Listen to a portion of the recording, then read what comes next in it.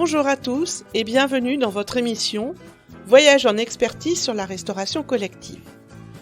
Aujourd'hui, nous nous posons la question: quels sont les processus qui concernent plus directement l'activité quotidienne du cuisinier, à savoir les processus opérationnels dits processus de front office. Ces processus qui sont réalisés au profit direct du convive vous ont été présentés succinctement dans l'épisode numéro 2. Ces processus sont de la responsabilité directe du chef de cuisine ou du gérant en fonction de l'organisation choisie. Ils sont au nombre de 5.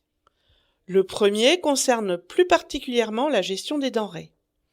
Il faut prévoir les menus, approvisionner les denrées qui permettront de les fabriquer, réceptionner ces denrées et enfin les stocker. À noter qu'approvisionner et acheter ne sont pas synonymes. L'approvisionnement est un acte logistique, on fait parvenir un bien d'un point A à un point B. L'achat, lui, s'attachera à définir les caractéristiques et le prix du bien acheté.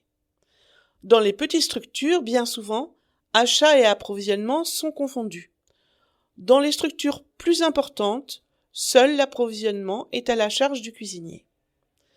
Le deuxième processus concerne la production des repas.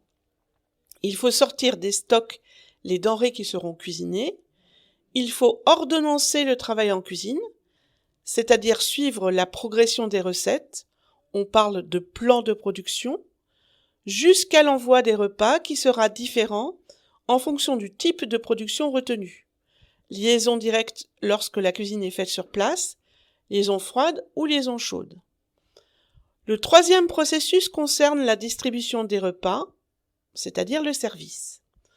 Son organisation est étroitement dépendante à la fois du mode de liaison choisi et du mode de distribution, service à table, self linéaire, self éclaté ou encore self en service assisté. Le quatrième processus porte sur la vente lorsqu'il y a encaissement des prestations au moment de la délivrance du repas ou plus largement sur l'animation de la relation avec le convive au moment du repas. Cela permet par exemple d'analyser les raisons d'un gaspillage alimentaire important lors d'un service. Le plat était-il correctement présenté, mis en valeur? Était-il adapté aux attentes du convive? Les échanges au moment du service entre le cuisinier et le convive, et le cas échéant les encadrants, sont indispensables pour corriger le tir en cas de difficulté. Le cinquième processus, enfin, concerne le nettoyage, la maintenance et l'entretien du restaurant. Ce processus est souvent jugé ingrat, mais il est pourtant indispensable à la réouverture du restaurant, qui survient parfois seulement quelques heures après la fin des processus précédents. J'espère que cet épisode a répondu à vos attentes. Nous en avons à présent fini avec la présentation plutôt théorique du fonctionnement de la restauration. Les prochains épisodes permettront de réaliser des focus sur toute ou partie des processus qui vous ont été présentés, et nous nous promènerons parfois en fonction de l'actualité, soit dans les processus support, soit dans les processus opérationnels. Lors du prochain épisode, nous aborderons les notions de plan alimentaire et de plan de menu qui font partie du processus opérationnel numéro 1 relatif à la gestion des denrées.